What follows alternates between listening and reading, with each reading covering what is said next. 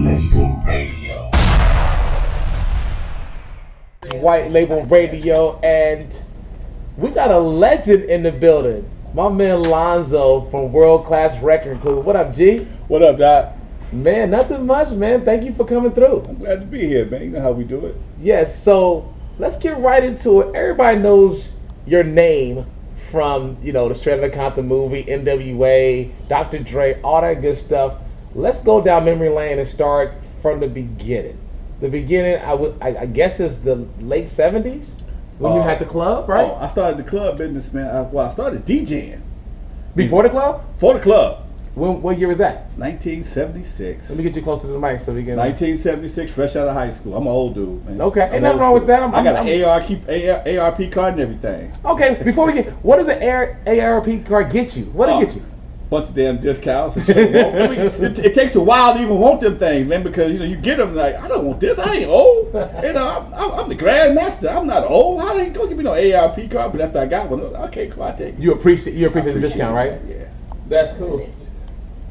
So you started DJing. You said 70. Straight out of high school, man. I went to broadcast school, learn how to cut tape and all that kind of stuff. I was trained for radio, and then I started doing mobiles in the disco era. What you from Compton, right? From Compton. What school did you go to? High school? Centennial and Gardena High School. Okay. Yeah, I'm a double Indian, Apache and Mohican. A Mohican and Apache. Yeah. For all you LA cats out there, you understand that's the mascot for both of those schools. I The just 10 changed and tribe, Gardena, right? The green tribe to the red tribe. Red tribe, exactly. So you was DJing. What made you want to DJ? Man, we used to give dances back in the day. Yeah.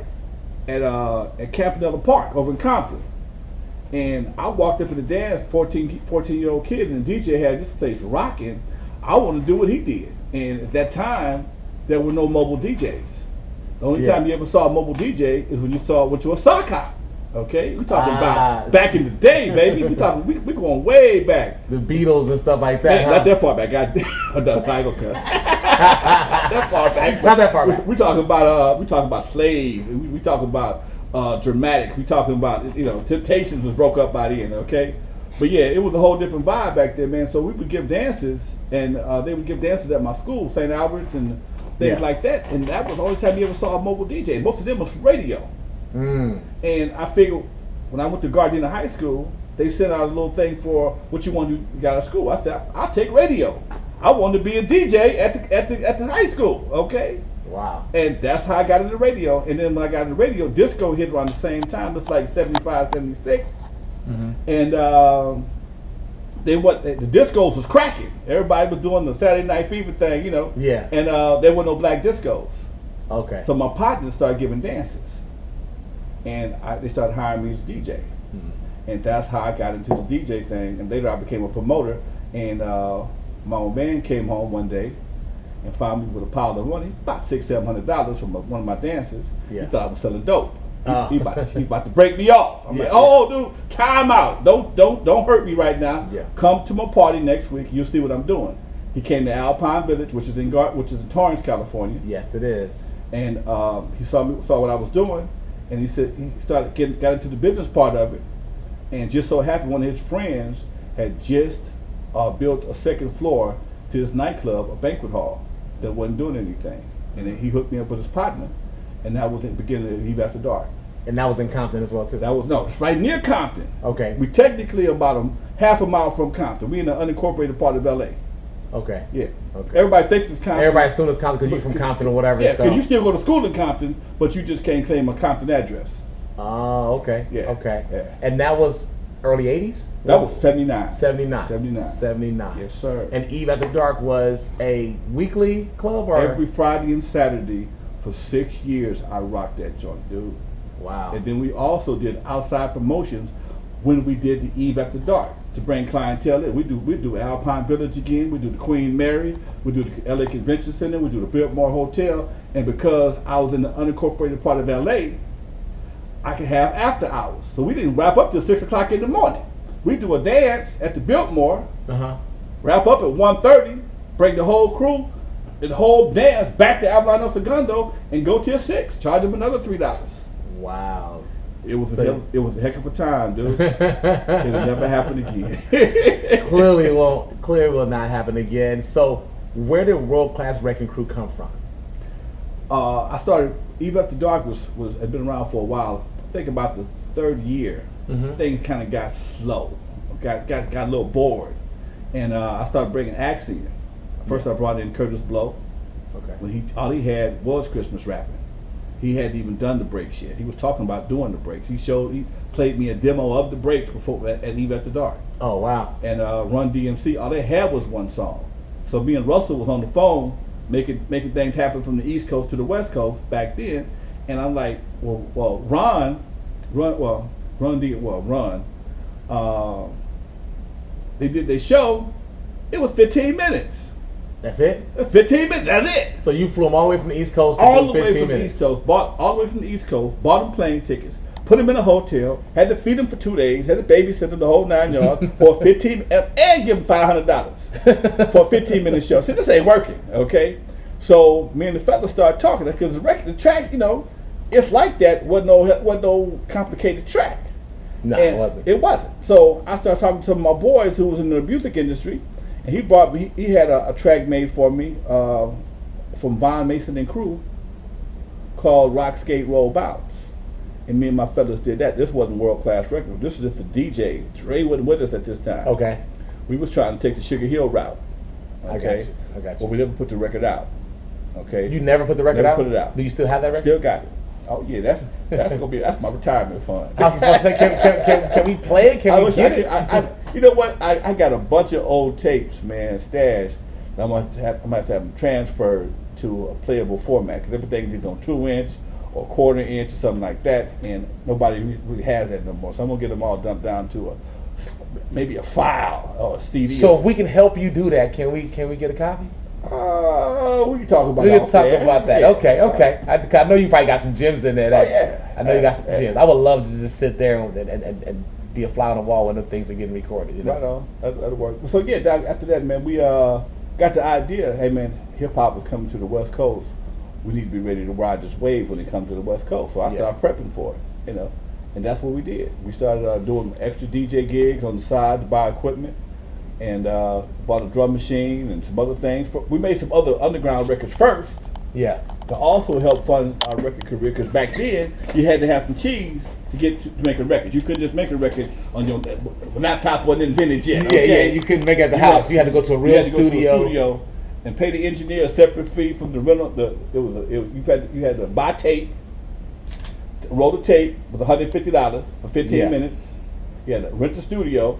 That wasn't including the engineer. So the studio was one price. The engineer was another price. So you ain't got $1,000. You can't make nothing. You can't. That's not including the musicians. Oh wow! And then pressing up the music after you're done. Then you got to go to work. Then you got to make labels. And you got to do the test presses. And if it ain't right, you got to go back and do it again. Okay. Now y'all just got to delete. It's a whole different process. So where did the name World Class Wreckin Cru come from? My company, my DJ company, originally was named Disco Construction. After the East Coast group Brass Construction. That's one of my favorite bands back in the day. Okay. And one of my homies, I had some guys that worked with me that tore down my equipment, some of the fellows from the neighborhood, right? One of my homies saw him tearing down the equipment. He said, you Disco Construction. Who are they? The Wreckin Cru. And it stuck.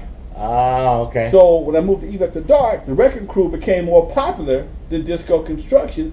But when we made records and put our first record out as the Wreckin Cru, we found that it was another Wreckin Cru out of Detroit. Oh, okay. This is '84, and in LA at that time, that's when we had the Olympics was going down in LA. '84, yeah. And I kept hearing this term: world class sprinter, world class swimmer, world class runner, world class this, world class that. So I called my lawyer up and said, "Hey, man, if I add world class and mess up the spelling, would that help us? You stay out of this little copyright thing?" He said, "Yeah, no problem. That's how we got it." Wow. World Class Wreckin Cru. That's why I didn't spell it with N-O-G and it's spelled with C-R-U as opposed to C-R-E-W. Yeah. Okay. And I have a cousin that's been around since the beginning. It was around during that time. He said y'all was getting money. He said he would watch y'all. He said he would watch y'all pull up in 500 Benzes with furs, and then we had Egyptian Lover on the show. last year, that was and Egypt was Egyptian notorious for lovers that. was getting. But he said y'all was getting. Oh, money too. we wasn't broke back then. Yeah. But Egypt, see, I had to cut mine against with 3 other cats. Yeah, okay, yeah. Egypt he was a solo act. He was a solo act. He had to break off nobody. Okay, Yeah, yeah. He had the 500 for show and the Benz. Okay, he was real with it. He was my boy Pinky from Fridays. Yeah. He was Pinky. He was suited every day. A fresh curl. 4 or 5 fresh curls, his old moisturizer and everything. In fact, we had our office at Good Friend Oil. Y'all don't know what Good Friend Oil is. My mind's talking about Good Friend all the time. Good Friend Oil was the original blowout for your natural. That was the original spray that kept your natural moisturized. Well, he had for all you cats, natural is an afro. Afro. Okay, Afro. I'm sorry. I forgot. It's the moisturizer that kept your afro nice and sheen. Right. So I'm gonna ask you a question. This is off music. Did you ever participate in the afro contest at the old Wrigley Stadium on the east side? No, I didn't do that. Okay, because you know they had the afro contest. My mom went to Fremont High. Okay. And she said they had afro contest. Yeah, right. Like for the best afro, female or male afro I in LA. participated at my school though. Oh, you had one at your school? Oh yeah. Okay. I never won because the light skinned cats had the real pretty naturals and big pretty, Oh, yeah. the semi wavy naturals that be blowing in the wind. Didn't need no blowout or nothing. You know, I had to have a blowout. My sister had to braid my hair up every night. It was a different process back then, Doc. We taking you guys off subject, but yeah, the natural was a thing back in the day. Oh, yeah. But so the Wreckin Cru, you guys started to evolve, and you was the spearhead of the Wreckin Cru. When did Dre come about? And Dre and Yella come about? Yella came first. Okay. One of my DJs left, went to Texas, Dr. Rock, and Yella came in. And about a year later, Dre came in. What year was this? 87? About 80. No, about 80. Dre came in for surgery. He was there for surgery, so it had to be like 83. Oh, okay. He came in about 83. Okay. Yeah. Yella came in about 82. Dre came in about 83. And how'd you knew Dre from the neighborhood? How did he come into the group? Oddly enough, this is the part that gets real crazy. Dre and I grew up on the same street. Oh, really? So y'all live in the same street? But Dre is 8 years younger than I am. So we didn't play together. We didn't hang out. Not. Okay. I knew Dre's uncles and his aunties. Okay, and I knew his dad. So his dad is older than I am, but I have an older sister that they all hung out together. Dre's mom and Dre's dad, they knew my older sister. And you know, when Dre, here goes some crazy stuff right now. When Dre was born, his dad came to my house and told my mom, "Hey, I just had a little boy." And she said, "What's his name?" She said, "Andre." And some people say, "Man, why would you remember that?" That was the first time I'd ever heard the name Andre. Really? Okay. I had never heard everybody. I grew up was called Elmer and Mike and Joe and and Bob. I ain't never heard no Andre before. And it just went in one ear and out the other until Dre came up to the club one night with Eazy. And then he reminded me, man, my dad is Theodore. So Dre was already with Eazy before he got it. They was partners, yeah. Okay. They was partners. They came to me at the same time. Okay. Trying to get into the club. Okay. And it wasn't gonna work at that time because they weren't dressed properly. The dress code. I We heard had the dress codes code back then. Yeah. Okay? I heard you got to be suited and booted to get your spot up. Okay. Yeah. I looked like Morris Day. You sure got to look like the time. You know. So that's how we rolled back then. When did you actually? So you got eventually you put Dre in the group, and Yellow was in the group. Yeah. So you had 2 DJs. Actually, we're all technically DJs. All technically, but I had they 2 were DJs. they were Dre- the 2 DJs, Right. and then you was an MC. Right. I was kind of an MC. People always ask me, Lonzo, what did you do to become the godfather of West Coast hip hop? I have 2 answers. I did everything and nothing. Okay. I'm not a DJ MC that you ever hear in a contest. You'll never see me in a DJ battle. But at that time, I had to be Barry Gordy, Don Cornelius, Puffy before Puffy even knew he was going to be Puffy. Yeah. And all that combined, because in order to get it done, I had to wear all those different hats. Yeah. And I'd be doggone, I'm going to spend all this money and watch you guys have all this fun. So I was already involved in the record business prior to the Eve After Dark, just a little bit from the R&B standpoint. Uh-huh. So I knew how to make things happen in the record industry. I've always wanted to be an artist.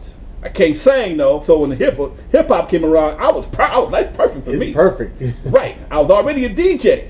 Yeah. But when they got to scratching and stuff, I never really know how to scratch that well because I didn't have to because I had these guys doing it for me. Yeah.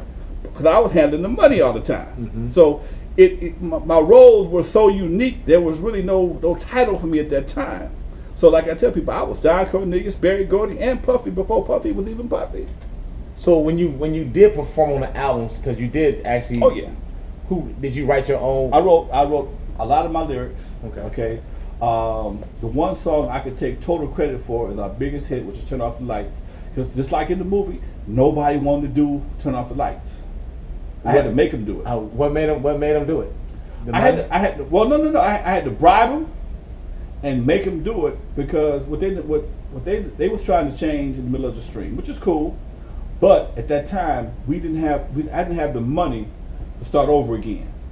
Okay, I couldn't afford to try and experiment with some new stuff, and I know for a fact our biggest hit, the record that just got us on tour and had us gigging everywhere and all over the radio, was our ballad, "Lovers." Mm-hmm. Okay, that was when a song people forgot about. That was our biggest hit before "Turn Off the Lights." Okay, I didn't know that.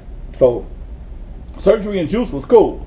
Okay, they were cool, but when it came to radio and getting us the most gigs and the most response, it was "Lovers" by World Class Wreckin Cru. After we had, they always called it. They said it was like the Floaters. It was 4 guys and a girl singing in the middle. Mm-hmm. Same exact format as "Turn Off the Lights." Yeah. So when I had the idea to make another single, I went with what I felt was going to be best at that time. Yeah. Okay, which was "Turn Off the Lights."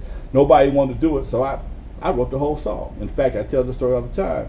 When I did it, I was coming out to Compton swap meet, dropping off some records. Okay. And everything just came to me just like you ever get sick, man? You just throwing up or something. You just can't stop. Yeah.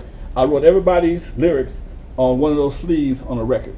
Took it to Dre. Dre had this beat he had been playing with the studio for a while, Mm-hmm. and I said, "This is the song we're gonna do." "Oh man, we ain't doing this." "Yes, we are. That's my last $5,000. That was $5,000 to make a single back then. It's my So Dre produced it. Dre produced it. Yes. Yeah. And you said you bribed him. What did you do to bribe him? I had to give him a couple of dollars because Okay. our contract was up. "Oh man, I ain't got this, I ain't got that." Here goes some money. Get in the studio, do your part, and shortly after that, we broke up. Wow. So that was the swan song. That was it. In fact, that record has never been performed by the original people on the album. Michelle A never sang it with us. Dre Yella and myself, Noah Shakespeare, performed it together. And after that record comes out and they break up and do their thing, what did you do? Got upset. Sat around the house for a minute, moping. So I got depressed, man. Yeah. I got depressed, and the record blew up, and I went into Prince mode for a minute. I'm getting phone calls to do gigs. I don't want to do gigs. No, I'm not doing no gigs. I ain't got no group. I ain't tripping. I'm thinking, this money gonna come forever. Okay? Yeah. And Jerry Heller, who was my manager at the time, before he managed Eazy-E, before he managed NWA, he called me up and said, "Hey man, you get the offer for $7,500, $10,000 a night. You sure you want to keep doing this right here? You might want to grab some more fellas and go get this money." And I said, "You know something? How much are you offering?" Because first I was getting like $2,500, $3,500, but now we got all over the radio, and they offering you $75,000 and $10,000, dude.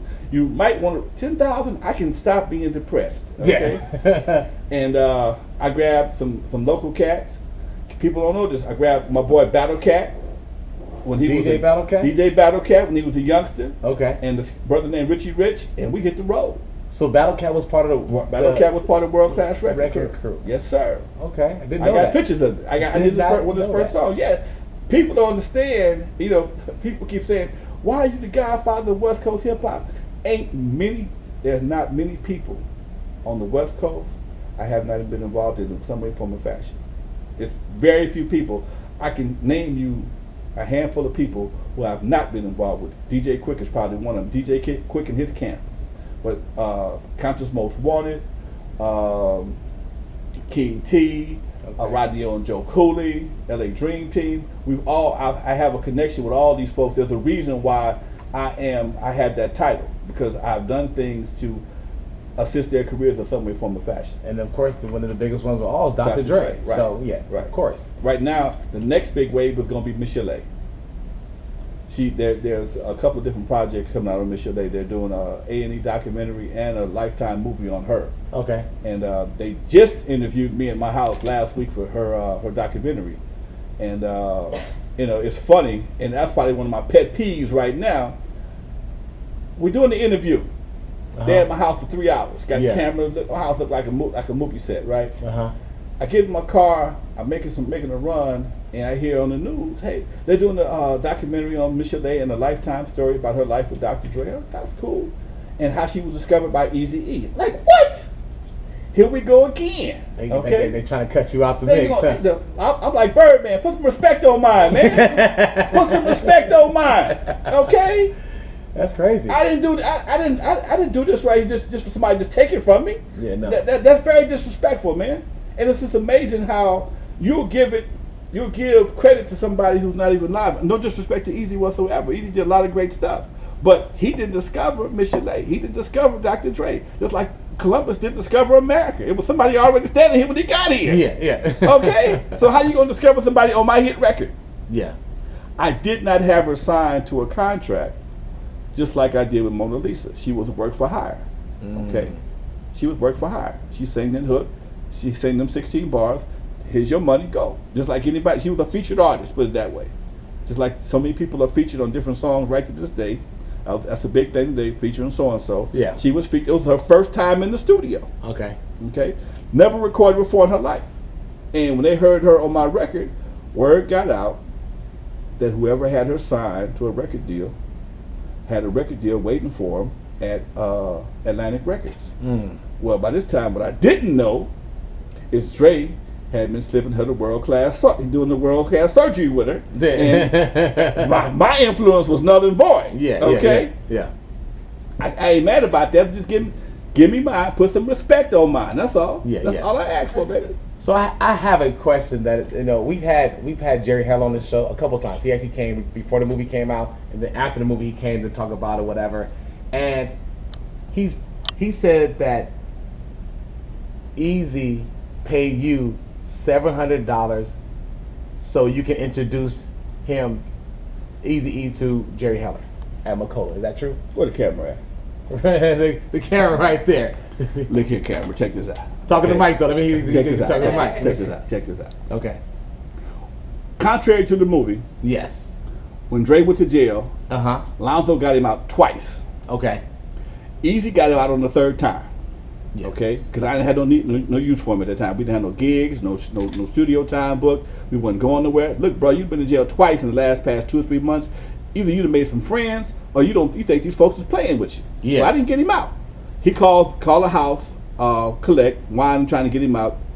I told his girlfriend Veta. Veta got hooked up with Eazy. Okay, he gets him out of jail. They cut a deal that Dre would do some tracks for Eazy in my studio. Okay? Yes.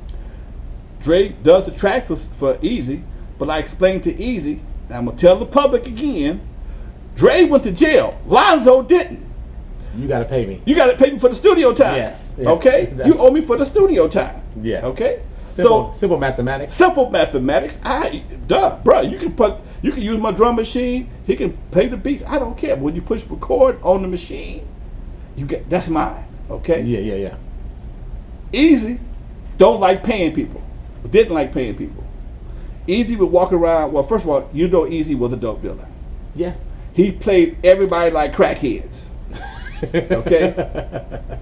Everybody was smoking. Far as he concerned, everybody smoking. Okay. If he owe you 500, he want to give you 15. Okay. If he owe you 1,000, he want to give you 100. No, give me my money. Okay. Give me my money. Okay. And so Eazy and I bumped heads on this. Okay. Yeah. So it got to the point. Eazy didn't carry his money in his pockets. He carried his money in his socks. In his sock. Yeah. It looked like he had on an ankle bracelet most of the time. Eazy, hit your socks, give me my money. Oh man, I give you something. I break you off $30. No. When you decide to give me all my money, you come talk to me. Okay? So all of a sudden now, Dre has pumped up Jerry Heller to Eazy like he's a newcomer in Christ. Okay. Eazy has to meet Jerry Heller. So wait, so contrary to what's been told, Dre pumped up Jerry to Eazy. Quick backstory. Okay. We were signed to CBS. Uh-huh. We got our check. We was about $6,000 short on the check. Yeah. We couldn't figure out what the money was because I studio time. We $6,000 short. Yeah. Okay. Yeah. Nobody at CBS know where the money is. I hadn't signed to Jerry Heller yet. Mm-hmm. Okay. So I called Jerry, told him what happened. He said he was trying to be my manager. We hadn't signed with him yet. Yeah. He's trying to be my manager. So I said, tell you what, we got a problem. We short some money. So Jerry makes some phone calls. He finds out what the $6,000 is. Uh-huh. It's at the union. After, okay. Mm. Dre didn't went through all their money.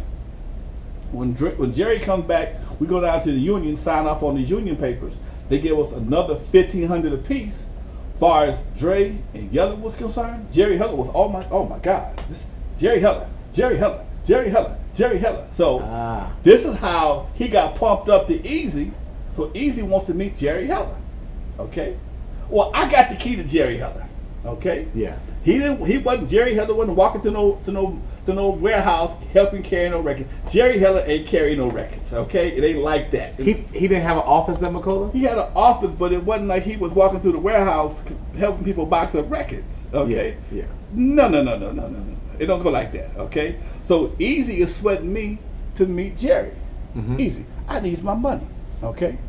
Oh man, when you talk to me about my money, then I'll talk to you about meeting Jerry. All right, I'll give you your money. Hold on. You gonna pay me, but you gonna give me my money just so I can do you a favor. You got to make it sweeter than that, baby. You got to come correct. Yeah. Okay. All right, I'll give you another $250. Now we talking. So I got $750. I got the $500 he owed me, plus a $250 bonus to make the transaction happen. Yeah. So now I got incentive and motivation to go holler at Jerry. And I hollered at Jerry 2 or 3 times passed by. He didn't want to talk to him. I said, look, man, this guy's sweating me. Gave me a couple of dollars. I want you to go take the meeting to see what's happening. He takes the meeting. After the meeting, he's like, contrary to popular belief, okay? Uh-huh. He's like, man, what you think about this? What you ready? My job was to hook y'all up. The group is a black group called Niggas with Attitudes. How should I handle this? I say very carefully, okay? I'm a Jewish guy. I say, hey, be careful. So all that, I saw stars and stripes and the sun spotted and the seeds parted. Oh no, okay? Miss me with that, all right? Yeah. Miss me with that. Man, look here, dude. I get excited talking about this, for one, because I can tell by your face, y'all ain't never heard this side of the story before. No, we haven't. That's why in my book I tell these stories, okay? And it's your book is called Not Without Alonzo. NWA, Not Without Alonzo. Yes. Okay. Which is in stores now. It's in stores on Amazon. It's on my website. You go to my website, LonzoWilliams.com. I will send you an autographed copy. It's only $15 plus shipping. If you want to kick another $4, I got a DVD called Once Upon a Time in Compton I put on there as well. Okay. Nice. But that's only available on my website. Okay. You go to Amazon and get copies all day long. My name I can't sign it for you. Okay. Yeah. So, but it's just amazing. And that's why I had to step up, man, and speak, because I really ain't tripping. But I'm sitting right here and it's like, I can't let y'all clown me like that. You just gonna wipe me off the face of history. I'm not gonna let you do me like that, okay? You can't. I'm not that guy, okay? So was it true once everything was said and done and they started to recording the music, you told them that it wasn't gonna work? Not true. Okay. Not true. Absolutely not true. When Dre walked in the house, because the studio's in the backyard, we at the house, we had my dining room table where we always kicked it at. Dre walks in the house giggling and laughing. Okay? Man, check this out. And he puts it in the stereo. Okay? Everybody in the room, and I swear on everything I love, I got 4 grandchildren. Okay? This is honest to God truth. Okay? Uh-huh. Everybody was like, oh man, that ain't gonna work. Everybody else. And the only person, everything I love, man.